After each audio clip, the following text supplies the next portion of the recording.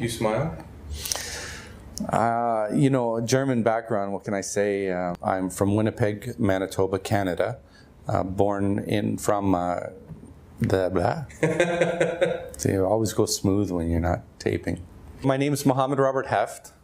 I was born in Winnipeg, Canada, to second-generation Canadians, originally German and Irish.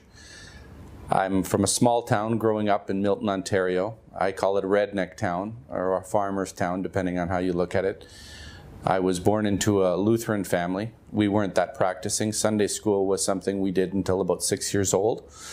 I don't consider ourselves overly religious. Probably we went to funerals when somebody died. We went to churches when somebody got married. And other than that, celebrating Christmas, which wasn't really a religious holiday for any of us. I'm sure to many people I was the guy that they wished they weren't, and they were glad they were not. I mean, it was, I wasn't leading a very healthy lifestyle, and I wasn't going very many places with my thinking or my strategies. Some people will say, oh, well, you weren't that bad, but, I wasn't that good. I accepted Islam July 12th, 1998, and, I went through quite a bit. I went through gambling, drinking, drugs, womanizing, trying to acquire as much material wealth as possible. So I hit rock bottom and I started searching. And I fell upon Islam when I went into a convenience store, never hearing about it. And after debating with a convenience store owner for about 3 days, by the grace and mercy of Allah, I accepted Islam. It was very important for me to have Jesus. I'd love the stories in the Bible, and then when they told me he's a prophet of God, he's better than us, he's a perfect human being, but that really set proper in my heart. And then the Quran being an owner's manual, a way to live, it was amazing because I was looking for structure. One of the concerns was that I wouldn't be able to convince my family that I had made a good decision, but I mean, over the years, obviously it wasn't a phase, and they see that from my actions. I was willing to take everything that came with that decision. The main thing for me, without a doubt, was the oneness of God. I mean, I was into mathematics. I was playing the card game euchre in grade 3. I was in special classes for math. And the way it works out mathematical for us as Muslims through theology, I mean, believing in God and His attributes, and that God exists eternally or pre-eternally, without a place and without a size, without a shape.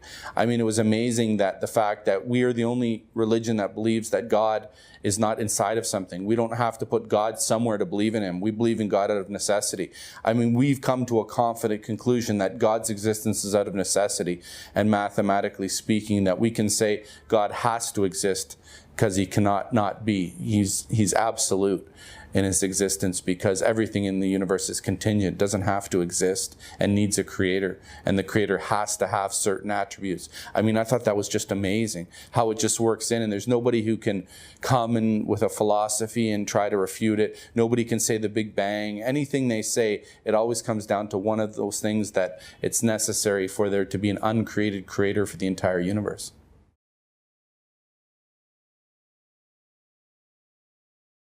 If you think you have a better formula than Islam, there's no use wasting your time accepting Islam in the first place. You might have a girlfriend. You might have a boyfriend. You might think that you want to stop drinking or do drugs before you make this decision. I'm telling you, accept Islam and then improve yourself. Because what the devil is going to do is he's going to tell you right now that yes, you're going to accept Islam, but in time, when you improve yourself, Islam is the way to improve yourself. So accept Islam now and then look to improve yourself from drinking, doing drugs. If you have a girlfriend and boyfriend, that's fine.